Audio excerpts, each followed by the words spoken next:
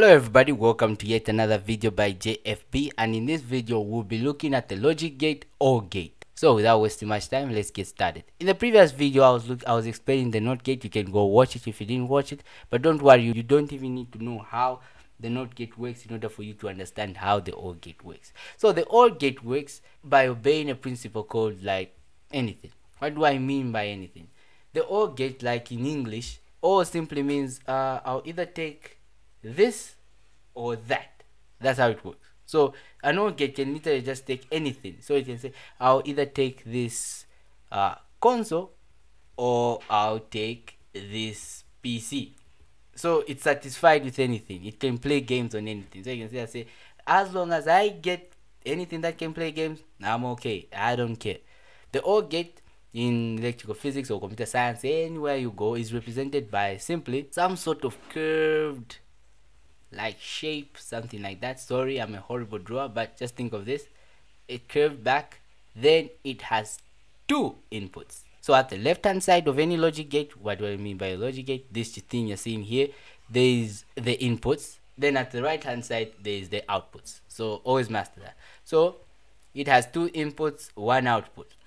So this side is the inputs, this side is the output. Now we're going to draw a truth table, and if you don't know what a truth table is, a truth table is simply just a table which tracks how you're like inputting things into that logic gate. So a truth table tracks how you're placing those inputs to the logic gate, like how you're giving it inputs. It tracks whether you gave it these inputs and all that. Let me not just explain, let me actually show you a simple example of a logic gate, and I'll show you the truth table for how the OR gate works. I'll say this input wire alone will represent it as an A, this input wire alone will represent it as a B, and this output wire alone will represent it as a C. What are the inputs? The inputs is just electricity flowing through that OR gate. Then you are just trying to see and test if, whoa, is electricity flowing out of the OR gate or is it restricting the flow of electricity? Now let me draw a truth table with 3 columns. Why 3 columns? What 2 columns will be representing the inputs, the third column will be representing the output. So A or B. For A, let's say in the first case scenarios, and by the way, these rows will just be scenarios, like what happens when you do this, what happens when you do that. What happens if we said on A we don't give it any electricity, and on B we don't give it any electricity? Do you think the logic gate will produce an output on C that will be like flowing out, like electricity will be flowing out from C there?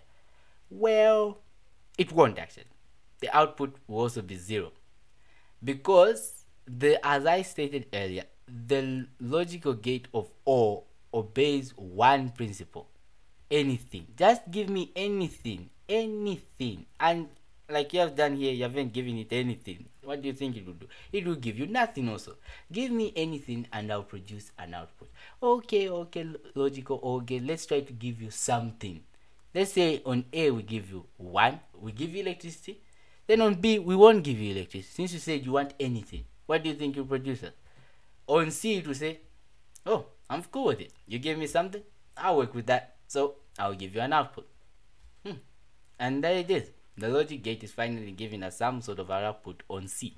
What about if we don't give it on A and we give it on B? Hey, as I stated earlier, that's the logical OR gate saying, hey, as I stated earlier, anything, and I'm satisfied with that. So on the C output, it will give an output of 1. So it's literally just obeying as long as you give it anything and it's okay.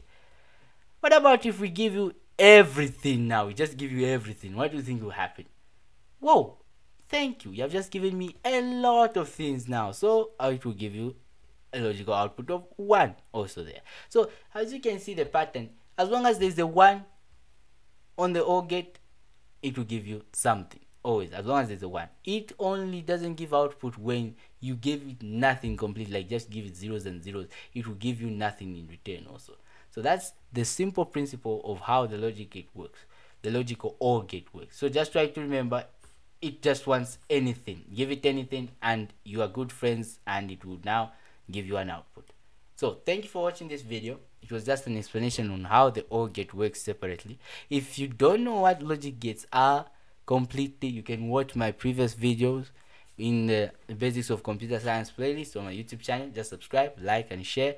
Then you get to understand what logic gates are. This is just some part of the course where I explain the basics of computer science and all those things. So stick along to learn what computer science is in a very simplistic view.